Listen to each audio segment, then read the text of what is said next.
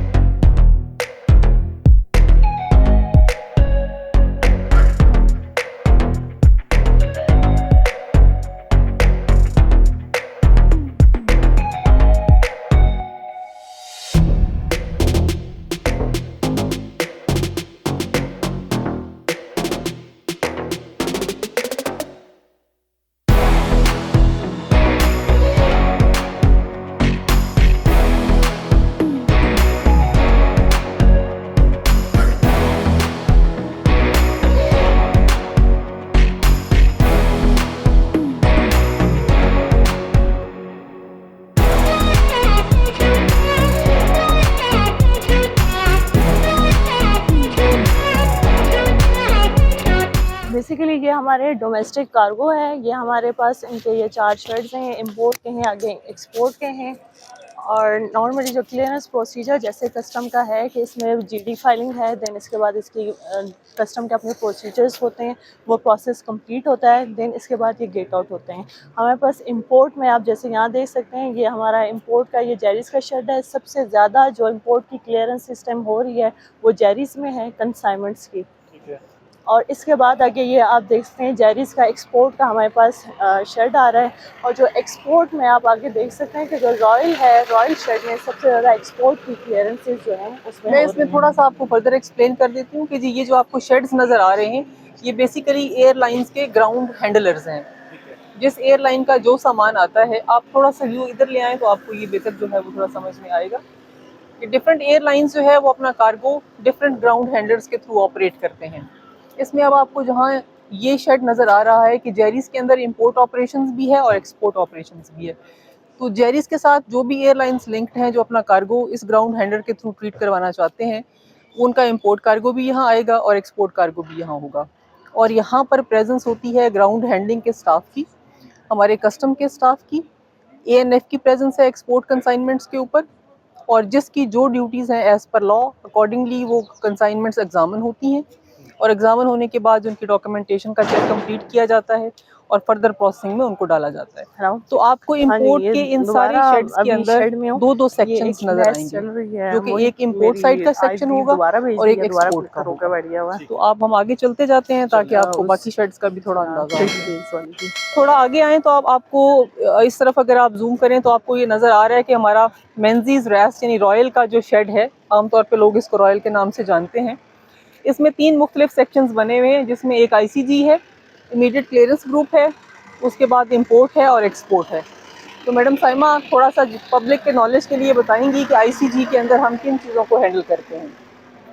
ये हमारा ICG immediate, जैसे मैडम ने आपको बताया, इमीडिएट क्लियरेंस ग्रुप। यहाँ पर कंसाइनमेंट्स जैसे DHL के जो पार्सल्स होते हैं जिनकी इंपोर्ट वैल्यू कम होती है, उसी टाइम पर ये बेसिकली एग्जामिन होते हैं और उसी टाइम ये हम इसके यहाँ पर असेसमेंट करते हैं और बेसिकली इनको हम ज़्यादा टाइम डिले नहीं कर सकते। इसकी जो GD फाइलिंग होती है, क्लियरेंस प्रोसीजर जो VBOC में होता है वो बाद में किया जाता है, लेकिन ये उसी टाइम क्लियर कर दी जाती हैं ताकि ये इनके ज़्यादा डिले ना आए और जो पार्सल्स हैं वो टाइमली ये रिलीज़ हो। इससे आगे फिर आपको एक और शेड नज़र आ रहा है जो कि सैप्स है, जो कि उर्फ़े आम में शाहीन के नाम से जो है वो जाना जाता है। इसके अंदर ज़्यादातर जो है अस्करी रिलेटेड गुड्स जो हैं वो हमारी इस शेड में प्रोसेस होती हैं। तो ये कंप्लीट जो है आपको सेटअप नज़र आ रहा है, ये सारा जो हमारी कार्गो साइड है इस कलेक्ट्रेट के अंदर जहाँ पे कार्गो सेक्शन डील होता है। चलिए जी, अब हम आ गए हैं एयरपोर्ट जहाँ पर एडिशनल कलेक्टर कस्टम्स हमें बताएंगे कि किस किस तरह से सामान जो है वो पकड़ा गया और क्या क्या जो नॉन कस्टम आइटम्स हैं, जो बैंड आइटम्स हैं, उससे मुतल्लिक तमाम तफसीलात आपको बताएंगे। मैम बताइएगा हमारे देखने वालों को कि क्या क्या चीज़ें अब तक कस्टम्स पकड़ चुका है और कितनी कार्रवाइयाँ हो चुकी है, क्या क्या चीज़ें। ये हमारा स्टेट वेयर हाउस है, हम अंदर आपको फर्दर डिटेल में जो है इसका विजिट करवाते हैं। थोड़ा आपकी कंजम्पशन के लिए ये कुछ एक्सपायर्ड फूड स्टफ़ है जो कि जनरली पैसेंजर्स वगैरह के पास जो चीज़ें होती हैं और ये चूँकि एक्सपायर्ड हैं तो दिल गो फॉर डिस्ट्रक्शन। ठीक है। इससे आगे हमने कुछ आपके लिए जो है वो थोड़ा नारकोटिक्स डिस्प्ले किया है, साथ ही मोबाइल फ़ोन्स हैं और ये सारी वो गुड्स हैं जो आपको हम दिखा रहे हैं। उस साइड पे मेडिसिन्स हैं। ठीक है। ये सब के सब सीजर केसेस हैं और इसमें से कोई भी चीज़ ऐसी नहीं है कि जो रिलीज़ होगी। ये सब डिस्ट्रक्शन वाली गुड्स हैं जो कि हम अल्टीमेटली डिस्ट्रॉय यानी ये जो करोड़ों रुपए के मोबाइल आप दिखा रही हैं ये सब के सब तबाह हो जाएंगे। जी, ये बिल्कुल ड्यूटीएबल गुड्स नहीं है तो ये रिलीज़ नहीं होंगी। इसके आगे आप अगर आएँ तो यहाँ पर आपको कुछ लिखकर नज़र आ रही है। ठीक है। ये भी चूँकि बैंड आइटम है। ये देखें, ये सारा लिक्विड है, जो बैंड आइटम्स हैं सारे, जो हम आते हैं अक्सर बैरून ममालिक से और ये चीज़ें ले आते हैं और हमें ये पता नहीं होता कि ये चीज़ें यहाँ पर इस्तेमाल नहीं की जाती, क्योंकि पाकिस्तान एक इस्लामिक कंट्री है और यहाँ पर जो लिक्विड है यानी जो गैर कानूनी अशिया हैं वो नहीं लाई जा सकती। तो अब ये इन मोबाइलों के साथ साथ ये चीज़ें भी अब इन्हें भी तल्फ किया जाएगा कस्टम्स की तरफ से। जी, इसके आगे जो अगर आप देखें तो कुछ जो है सिगरेट्स हैं। ठीक है। ये जो पर्सनल इस्तेमाल के लिए तो सिगरेट्स लेके जाए जा सकते हैं, मगर ये जनरली हमारे पास ये स्टफ़ पकड़ा जाता है डिपार्चर के ऊपर। जो भी लोग यहाँ से ट्रैवल कर रहे होते हैं वो बिकॉज ऑफ देयर इग्नोरेंस, उनको ये मालूम नहीं होता कि हमने कितनी क्वांटिटी में लेकर जानी है। तो समटाइम्स वो हो सकता है पर्सनल यूज़ के लिए भी लेके जा रहे हैं, लेकिन क्वांटिटी चूँकि बहुत ज़्यादा होती है तो जितनी उनको अलाउड है उतनी दे दी जाती है और बाकी हम इसको कॉन्फिस्केट कर लेते हैं। ये देखें, ये सिगरेट्स हैं जो हम अक्सर ये होता है कि इजाज़त ही होती है कि 200 सिगरेट्स आप लेके जा सकते हैं, लेकिन हम क्वांटिटी से ज़्यादा सिगरेट्स लेके जा रहे होते हैं। उससे फिर कस्टम्स अपने कब्ज़े में लेता है और उनके साथ ये हाल होता है। ये जो आप देख रहे होंगे कि बड़े बड़े ब्रांड्स के महंगे महंगे सिगरेट्स भी इसके अंदर होंगे, तंबाकू भी बड़ा महंगा पड़ा हुआ है। ये तमाम सामान जो है वो इसे भी कस्टम अब तल्फ करेगा। अब आगे चलते हैं। मिसलेनियस गुड्स जो है जी वो आप देख सकते हैं कि पूरा जो हमारा वेयर हाउस है वो सारा इसी किस्म के स्टफ के साथ भरा हुआ है।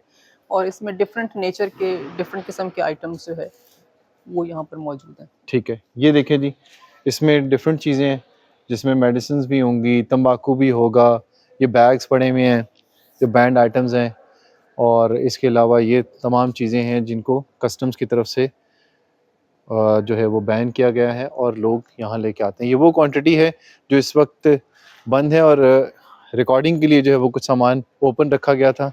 ये देखें, ये तमाम सामान है जो यहाँ रखा गया है, जिसमें तमाम बैंड आइटम्स हैं, और पाकिस्तान कस्टम्स इन्हें कब्ज़े में लेता है और उसके बाद इन्हें तल्फ़ किया जाता है। ये देख रहे होंगे आप, ये जो है वो लिक्विड है, और बाकी ये चीज़ें आपको नज़र आ रही होंगी। असल में ये सब के सब कॉटन्स हैं जो इकट्ठे करके तल्फ़ किए जाते हैं। तो ये मैम इसका तरीक़ाकार वैसे होता क्या है? वैसे तो आपने बता दिया कि नहीं लेके जा सकते, जी। तो फिर इसको जब आप रखते हैं, आप देखें ना, यहाँ पर जो है वो सामान वो है जो सारे का सारा पैक है। इसमें क्या-क्या चीज़ें होंगी वैसे? लोगों के लिए मालूमात बताइएगा ज़रा। इसमें जी असॉर्टेड चीज़ें होती हैं, क्योंकि जो मेन ज़्यादातर इस्तेमाल और लेके जाने वाला आइटम है वो इसीलिए हमने आपके लिए डिस्प्ले में रखा है कि जनरली लोग जो चीज़ें ला या ले जा रहे होते हैं उसके अंदर मोबाइल फ़ोन्स होती हैं, कुछ मेडिसिन्स होती हैं। मेडिसिन्स कमर्शियल क्वांटिटी में भी हो सकती हैं, अगर कमर्शियल में है तो तब भी हम उनको कॉन्फिस्केट कर लेते हैं, और अगर वो ऐसी मेडिसिन्स हैं कि जो नहीं लाई जा सकती तो डेफिनेटली फिर उनको भी पकड़ लिया जाता है। ठीक है। और जनरल जो इस्तेमाल का आइटम है उसमें आपने देखा है लिकर है या सिगरेट्स हैं, या फूड स्टफ़ है। फूड स्टफ़ वगैरह में एक्सपायर्ड जो चीज़ें होती हैं ज़ाहिर है उनको रोक लिया जाता है। इसके अलावा नारकोटिक्स हैं। नारकोटिक्स में हमने आपको वो कुछ बैग्स आपके उसके लिए रखे हैं, ज़रा उनको हम खोल नहीं सकते। तो नारकोटिक्स डेफिनेटली जो है वो कॉन्फिस्केट कर ली जाती हैं। तो ये अब गुड्स जो हैं जनरली हमारी ये राइप फॉर डिस्ट्रक्शन है। तो 26 जनवरी को जो हमारी सेरेमनी होगी उसके अंदर जितना भी सामान ऐसा होगा कि which will be ripe for destruction, that will be put into that ceremony. तो आज की वीडियो में आपने देखा कि किस तरह से कस्टम ऑपरेट कर रहा है इस्लामाबाद इंटरनेशनल एयरपोर्ट पे, बल्कि पूरे पाकिस्तान के अंदर भी इसी तरह का सिस्टम होता है जिस तरह से कस्टम कलेक्ट्रेट काम कर रहा होता है। और मुसाफिरों ने क्या लेके जाना है, जिन्होंने दुनिया के दीगर ममालिक से आना है, उन्होंने क्या क्या चीज़ें लेके आनी, कौन सी चीज़ें बैन है, कौन सी चीज़ें ले जा सकती है, उससे मुतल्लिक आपको मैम अंसर ने बताई बहुत सारी चीज़ें। उसके अलावा बाकी ऑफिशियल्स थे, उन्होंने बहुत सारी इन्फॉर्मेशन आपको दी है। वीडियो कैसी लगी इससे मुतल्लिक आपने ज़रूर बताना है। अगली वीडियो तक दीजिए इजाज़त। अल्लाह हाफ़िज़।